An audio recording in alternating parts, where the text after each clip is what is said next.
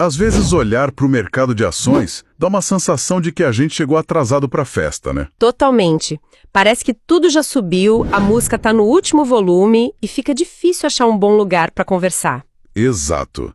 E a nossa ideia hoje é justamente essa. É dar uma olhada com mais calma, procurar naqueles cantinhos da festa que talvez ninguém esteja prestando muita atenção. Isso. Vamos analisar 4 empresas que, mesmo nesse cenário de alta, talvez ainda aguardem algum potencial. É uma ótima analogia.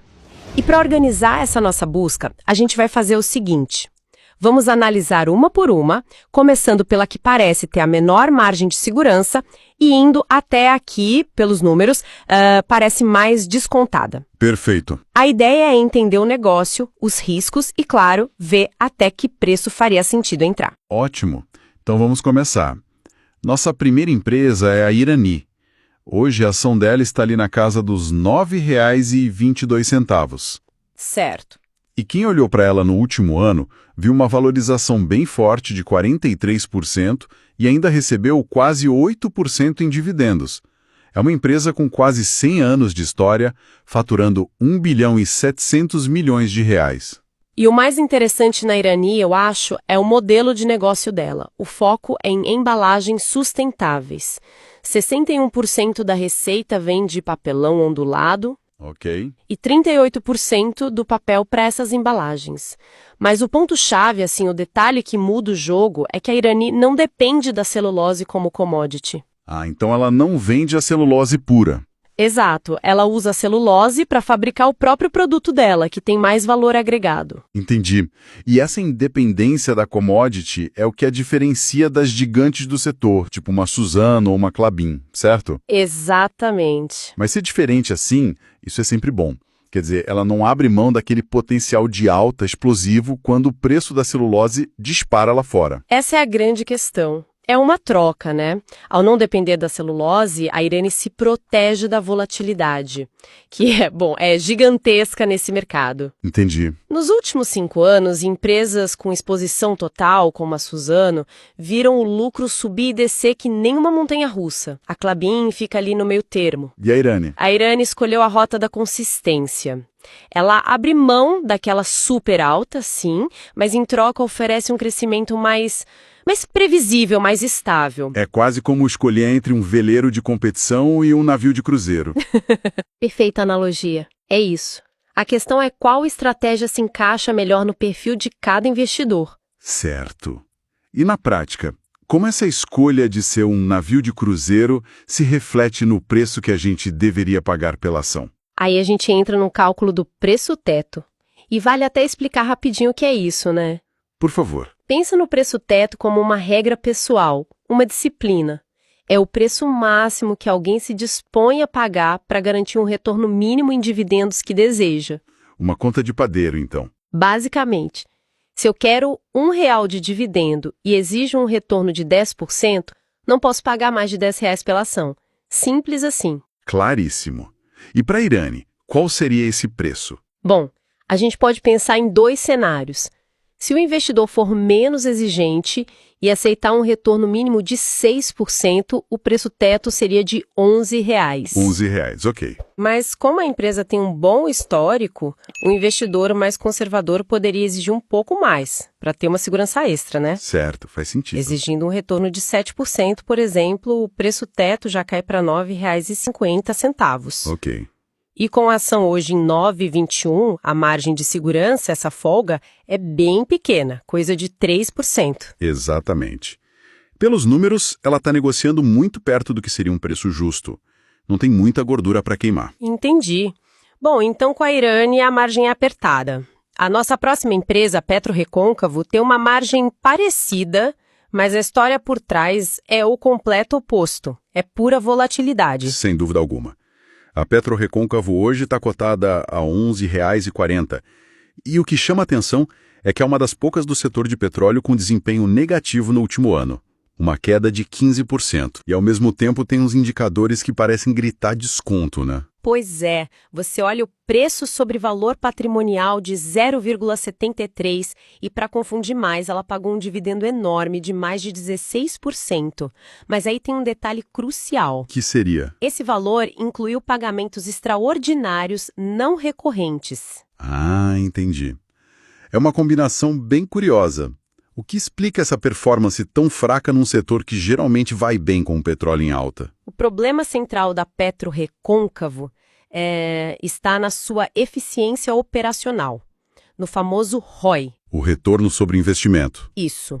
Uma petroleira depende, no fundo, de duas coisas: preço do barril e, mais importante, um ROI alto no capital que ela investe para extrair esse petróleo. E o da PetroRecôncavo não está bom. Não está nos seus melhores dias.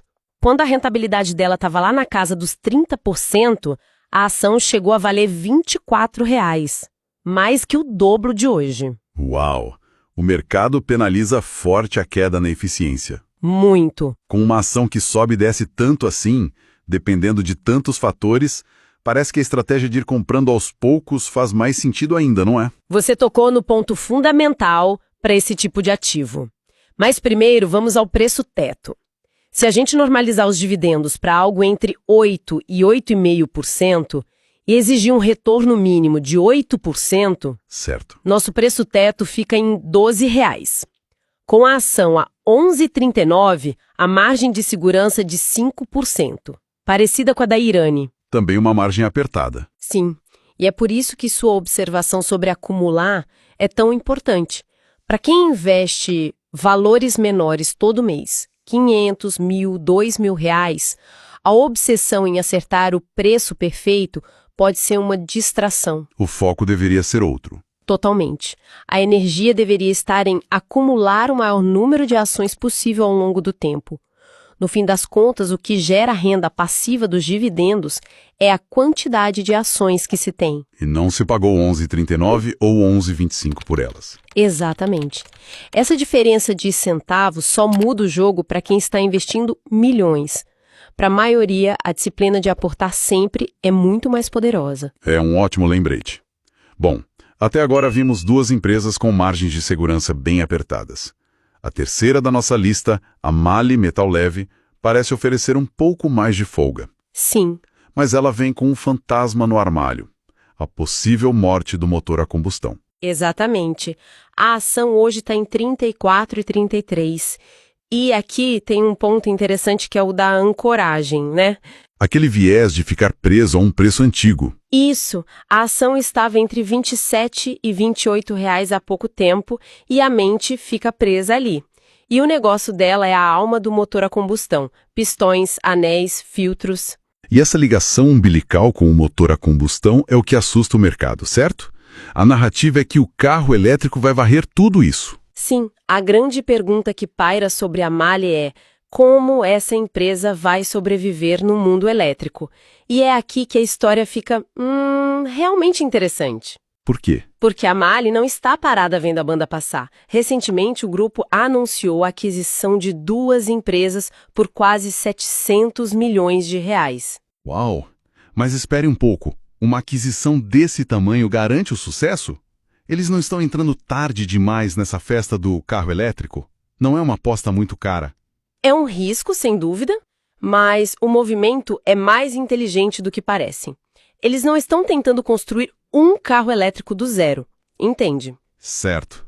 O que eles estão fazendo, então? Com essa aquisição, a MAHLE está se posicionando num nicho muito específico e crítico: a gestão térmica de baterias. Gestão térmica? Isso. Manter a bateria na temperatura certa é um desafio de engenharia complexo, essencial para a segurança e eficiência do carro elétrico. Então ela não está comprando só empresas, está comprando conhecimento para ser uma peça fundamental no carro do futuro. Fascinante.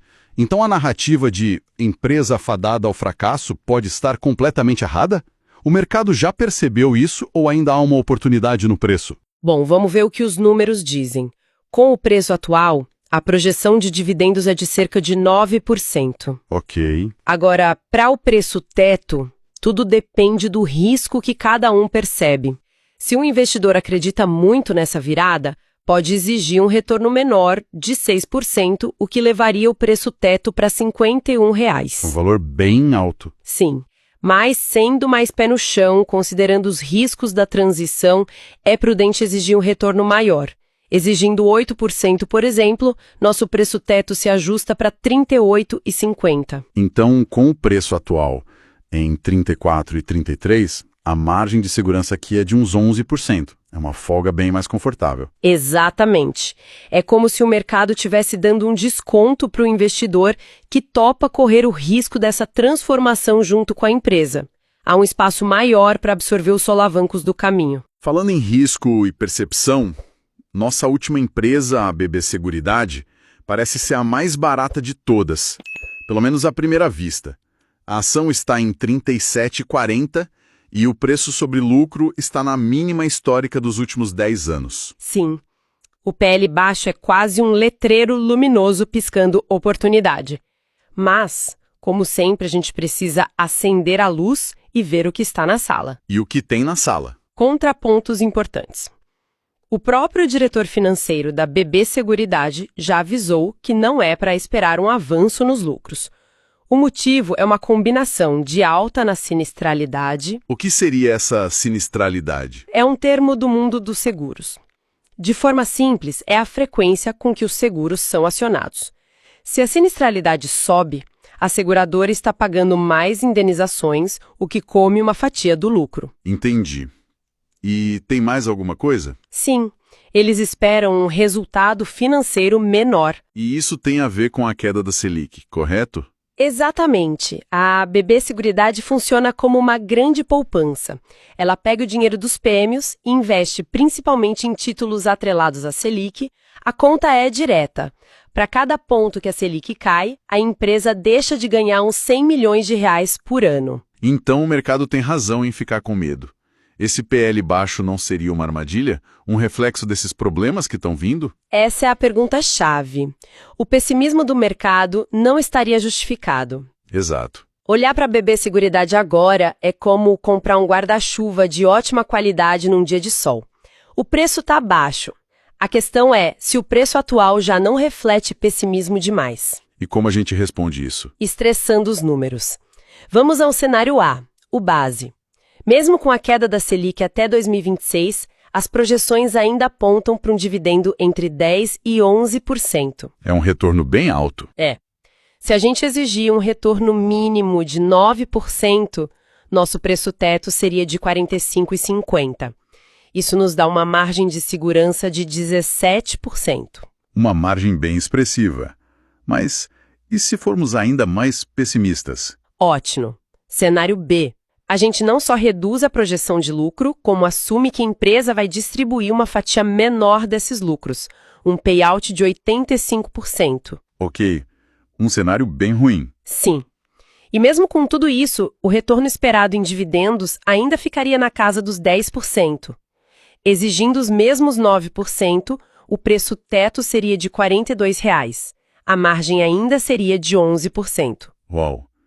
Então, mesmo no cenário mais amargo, a matemática sugere que a ação ainda está com preço interessante. Parece que o mercado jogou o preço para baixo com tanta força que ele já embutiu grande parte das más notícias. A análise sugere exatamente isso, que o pessimismo talvez tenha passado um pouco do ponto, criando uma oportunidade para quem consegue olhar além do curto prazo. Que jornada! Recapitulando, saímos de uma empresa estável, mas com preço justo, a Irani. Passamos por uma volátil onde acumular é a chave, a PetroRecôncavo. Analisamos uma empresa em plena transformação, a MAHLE Metal Leve. E terminamos com uma aposta contrária ao pessimismo no mercado, a BB Seguridade. A grande lição é que, mesmo na festa lotada, se a gente investigar, ainda existem oportunidades. E para fechar, fica uma reflexão. Toda a nossa conversa foi guiada por números, por uma análise quantitativa, fria. Mas a arte de investir está em equilibrar isso com a visão qualitativa de longo prazo. A narrativa. Exato, a transição energética da MAHLE, o ciclo de juros para a BB Seguridade, são mudanças estruturais. A pergunta que cada investidor precisa se fazer é: qual o peso que eu dou aos números de hoje versus a história que eu acredito que vai se desenrolar amanhã? Ponderar essa balança é o que, no fim, constrói uma tese de investimento sólida de verdade.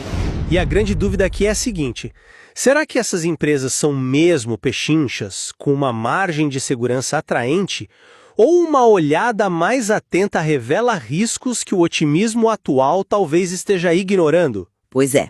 E da minha parte, eu defendo que os números mostram, sim, oportunidades claras, especialmente se a gente olhar para o potencial de dividendos. E eu já acho que o buraco é um pouco mais embaixo. A tal margem de segurança que a análise aponta, me parece, para ser sincero, bem mais apertada na realidade. Eu acredito que os riscos específicos de cada negócio, seja a dependência de commodities, transições setoriais, não estão sendo levados a sério como deveriam. Olha, o que me chama atenção nesse material é que, mesmo com a bolsa perto das máximas, ainda aparecem papéis como a BB Seguridade negociando na mínima histórica de preço-lucro. Para mim, isso grita oportunidade.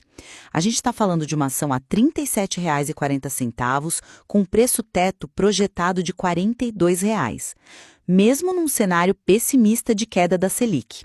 Isso aponta para um dividendo na casa dos 10%. Já na Mali Metal Leve, que está cotada a R$ 34,33, o preço teto é de R$ 38,50. É uma margem de 11% que, na minha visão, se justifica pela forma como a empresa está se movendo para a era dos carros elétricos. Irani e PetroRecôncavo têm margens menores, é verdade, mas para quem foca em acumular, talvez faça sentido. Então, eu vejo com outros olhos. Essas margens de 3% para Irani e 5% para PetroRecôncavo, sinceramente, mal cobrem a volatilidade de uma semana ruim, né? Não dá para chamar isso de segurança. E no caso da PetroRecôncavo, a rentabilidade atual da empresa está baixa, o que é um sinal de alerta gigante. Sobre a Mali, o mercado parece que já colocou na conta esse otimismo todo. A ação saiu de R$ 28 para mais de R$ 34. Certo. Agora, o caso da BB Seguridade é o mais interessante. Será que o mercado está pessimista ou só realista? Um preço-lucro baixo não é um presente. Muitas vezes é o preço que se paga por um crescimento estagnado. O mercado pode estar simplesmente dizendo que o futuro dela não vai ser como o passado. Ok, eu entendo a sua preocupação com margens pequenas. Mas vamos focar, então, onde a margem parece, enorme, como na BB Seguridade? Mesmo que o lucro não cresça, um dividendo de 10% num cenário já pessimista não é algo a se ignorar. O preço de R$ 37,40 parece punir a empresa de forma exagerada. Esse ponto do dividendo é bom, eu admito. Mas como você reconcilia esse otimismo com a fala do próprio diretor financeiro da empresa, que basicamente sinalizou estagnação nos lucros? O que ele não está vendo que a sua tese enxerga? A queda da Selic é um fato e vai doer no resultado. Cada ponto a menos na taxa são 100 milhões a menos no lucro. A tese do desconto parece ignorar um pouco essa matemática. Mas aí a gente entra no risco da gestão e da estratégia. E, falando nisso, não podemos ignorar os movimentos da Mali. A empresa não está parada esperando o motor a combustão morrer, né? Ela investiu R$ 700 milhões em tecnologia para gestão térmica de baterias. Isso é um movimento proativo, pensando lá na frente no mercado de elétricos e híbridos. É esse ponto da transição da Mali que me tira o sono. Por um lado, a iniciativa é louvável, claro, eles estão tentando. Por outro, a execução é uma incógnita gigante. E investir numa transição não garante que ela vai dar certo. E o negócio principal deles está com os dias contados. É uma aposta alta na capacidade da gestão de virar o jogo, e eu não sei se o preço de 34 e 33 reflete esse risco todo. Bom, para resumir a minha visão, eu acredito que essas empresas, principalmente BB Seguridade e Mali, oferecem um desequilíbrio positivo. O potencial de retorno parece compensar os riscos que a gente está discutindo. Os preços atuais, para mim, não refletem todo o valor que elas ainda podem gerar. Já eu concluo que, embora os números pareçam bons na planilha, os riscos no mundo real são grandes demais para serem ignorados. A margem de segurança pode se provar uma ilusão se as coisas não saírem exatamente como o cenário otimista prevê. No fim, a questão parece ser se você confia mais na gestão para navegar o futuro, como é o caso da Mali, ou se você se agarra aos múltiplos atuais, como na BB Seguridade, acreditando que o mercado exagerou no pessimismo. Exato. É uma escolha entre um desconto que parece visível hoje contra um risco futuro que também é muito visível. A discussão mostra que não tem almoço grátis e que os detalhes de cada empresa importam e muito. Esse estudo não constitui nenhum serviço de análise ou recomendação. Este é um mercado de renda variável, bolsa de valores, onde o risco é inerente, toda e qualquer decisão é de cada investidor. Um abraço e até a próxima.